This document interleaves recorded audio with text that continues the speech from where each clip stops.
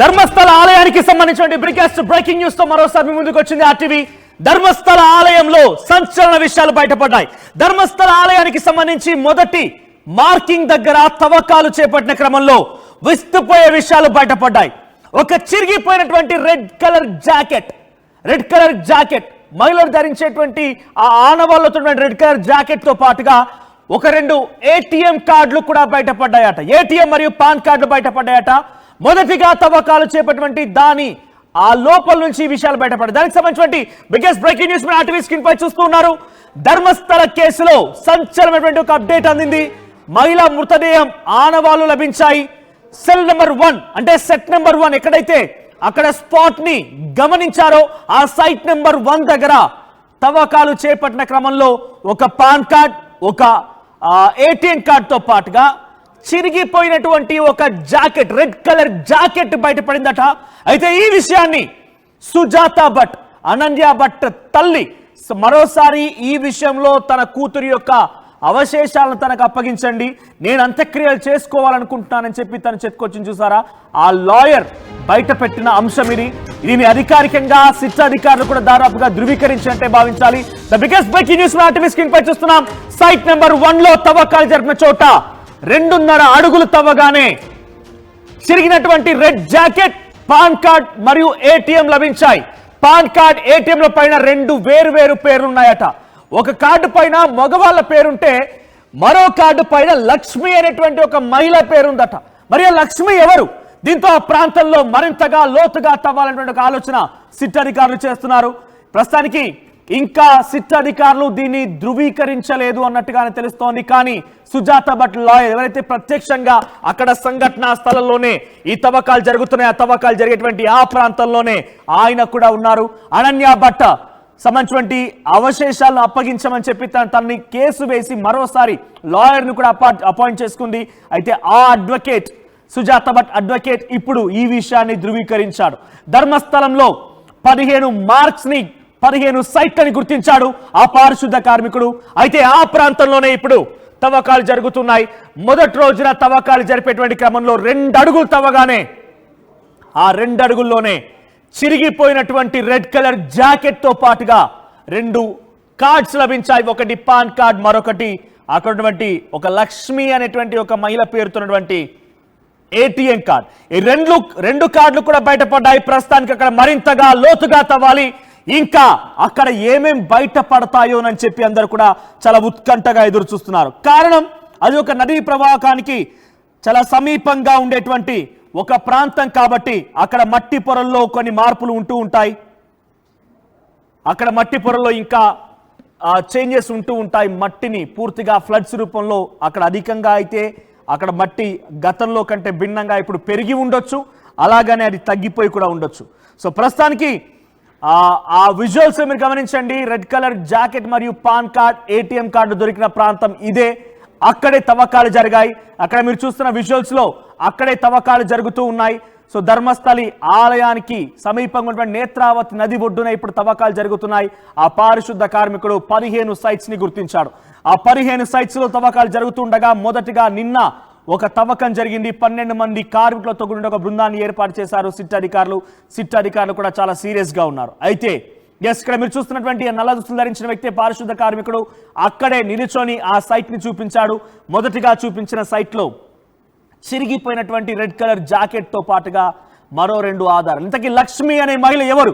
అక్కడికి ఒక మగ వ్యక్తితో ఉన్నటువంటి పేరుతో కూడినటువంటి ఒక పాన్ కార్డు కూడా లభించింది.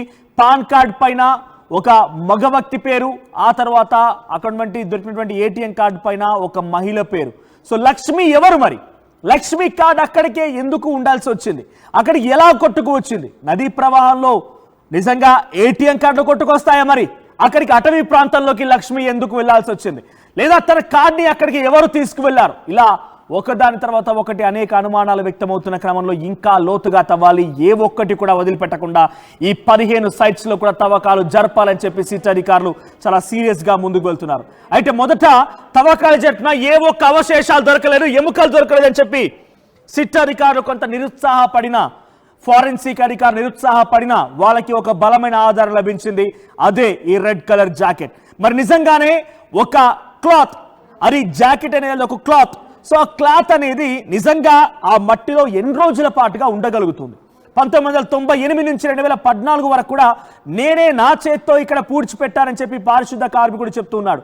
మరి అక్కడ సైట్ 1లో ఆయన చూపించింది ఎప్పుడు పూడ్చిపెట్టింది, ఆ మృతదేహం ఎవరిది, అక్కడ దొరికిన కార్డ్ నిజంగా లక్ష్మీదేనా, ఆ లక్ష్మి నిజంగా అక్కడ పూడ్చిపెట్టబడి తను పూర్తిగా మరణించిందా, తన అవశేషాలు కనిపించకుండా కొట్టుకుపోయాయా, తన అవశేషాలు ఎక్కడ పోయాయి, కార్డు దొరికితే తనతో పాటుగా అవశేషాలు కూడా ఉండాలి. మరి ఇలా అనేక అనుమానాలు వ్యక్తమవుతున్నాయి. ఒకవేళ ఆ కార్డు అక్కడ దొరికింది అని అంటే ఇంతకీ ఆ కార్డు అక్కడికి ఎలా వెళ్ళింది? ఇలా ఒక్కదాని తర్వాత ఒకటి ఇంటర్లింకింగ్ క్వశ్చన్స్ అయితే రేజ్ అవుతున్నాయి. సో సిట్ అధికారులు అయితే ప్రస్తుతానికి ఎట్టి పరిస్థితుల్లో కూడా వదలం, దీని అంతాన్ని నిగ్గు తేల్స్తామనేటువంటి ఒక ఇంటెన్షన్తోనే వెళ్తున్నారు. బికాస్ దీని వెనక ఆరోపణలు ఎదుర్కొంటోంది వీరేంద్ర హెగ్డే.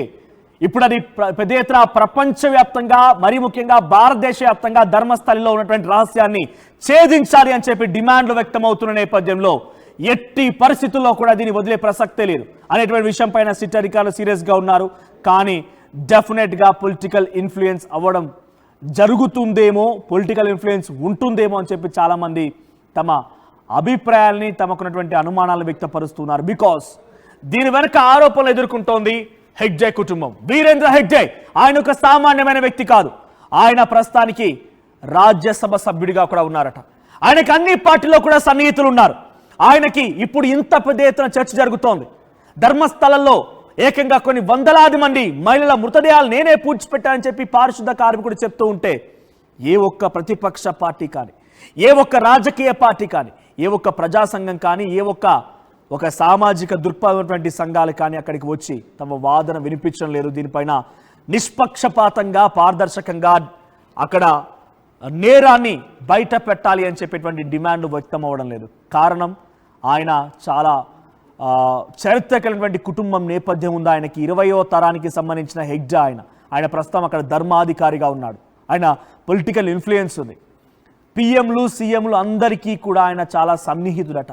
నేను ఇక్కడ రాజకీయంగా చెప్పదలుచుకోలేదు, బట్ దీని వెనుక ఇంత పెద్ద తల ఉంది కాబట్టే, ఆయన ఆరోపణలు ఎదుర్కొంటున్నారు కాబట్టే కొంత ఇన్ఫ్లుయెన్స్ అయ్యే అవకాశం కూడా ఉంది. ఏమైనా దాచేస్తారేమో అనేటువంటి అనుమానాలు కూడా వ్యక్తమవుతున్నాయి ప్రజల్లో. అటువంటి చర్చ జరుగుతోంది. సో ప్రస్తుతానికి సుజాత భట్, అనన్య భట్ తల్లి సుజాత భట్ అడ్వకేట్ చెప్తున్నటువంటి మాటలతో ఇప్పుడు ఈ విషయం బట్టబయలైంది. కానీ సిట్ అధికారులు దీన్ని గోప్యంగా ఉంచారు, ఎక్కడ కూడా వెల్లడించలేదు. సిట్ అధికారులు నిజంగా కావాలని గోప్యంగా ఉంచారా, లేదంటే దీని వెనుక రాజకీయ ప్రమేయం ఏదైనా ఉందా అనేటువంటి అనుమానాలు కూడా పెద్ద ఎత్తున మరోసారి జోరందుకు ఉన్నాయి. సో అక్కడ అడ్వకేట్ చెప్తున్న మాట ఏంటి అని అంటే 2 అడుగుల లోతు తవ్వగానే ఒక రెడ్ కలర్ జాకెట్తో పాటుగా ఒక ATM card and pan card బయటపడింది. ఆ ఏటీఎం కార్డ్ పైన లక్ష్మి అనేటువంటి ఒక మహిళ పేరు కూడా కనిపించింది. పాన్ కార్డ్ పైన ఒక వ్యక్తి పేరు, మగవాళ్ళ పేరు ఉంది అని చెప్పి అడ్వకేట్ చెప్తున్నారు. ఆ తర్వాత రెడ్ కలర్ జాకెట్ కూడా ఉంది. అయితే నిజంగా క్లాత్ అన్ని రోజుల పాటుగా డీకంపోజ్ అవ్వకుండా ఉంటుందా అని చెప్పి నేను కొంత గూగుల్ చేసే ప్రయత్నం చేశాను.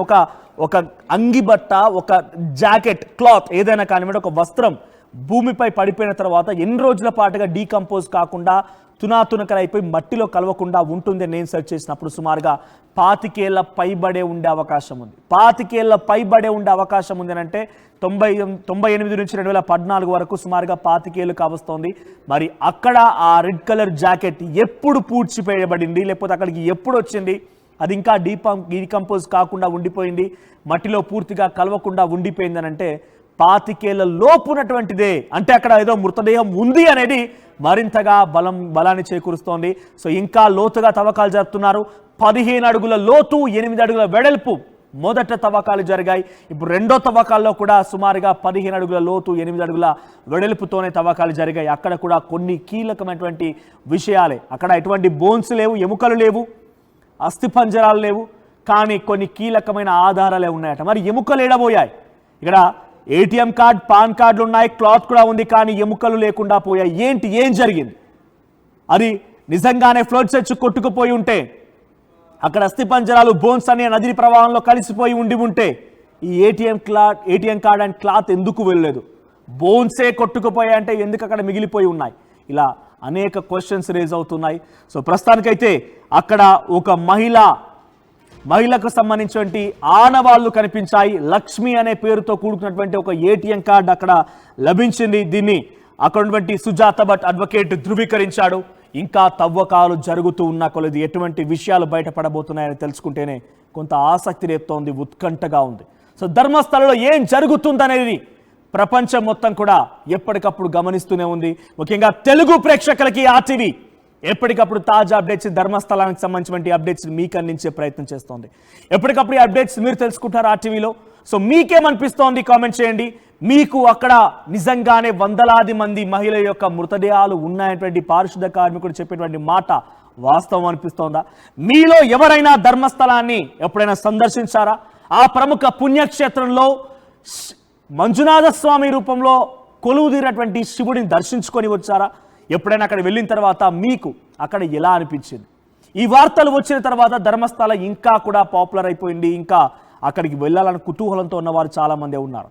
సో నిజంగా మీరు కనుక మీ లైఫ్ టైంలో ధర్మస్థలాన్ని సందర్శించి ఉంటే మీ ఎక్స్పీరియన్స్ని కామెంట్ చేయండి. నేను ఆ కామెంట్స్ కూడా చదువుతాను. బికాస్ ధర్మస్థల ఆలయంలో ఇంత విషయాలు బయటపడుతున్నాయంటే మీ ఎక్స్పీరియన్స్లో అక్కడ ఆలయం ఎలా ఉంటుంది, అక్కడ సిబ్బంది ఎలా ఉంటారు? బికాజ్ అదంతా కూడా ట్రస్ట్ చేత నడపబడేది.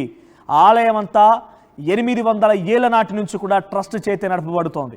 ధర్మస్థల ఆలయానికి చాలా పురాతనమైన చరిత్ర కూడా ఉంది.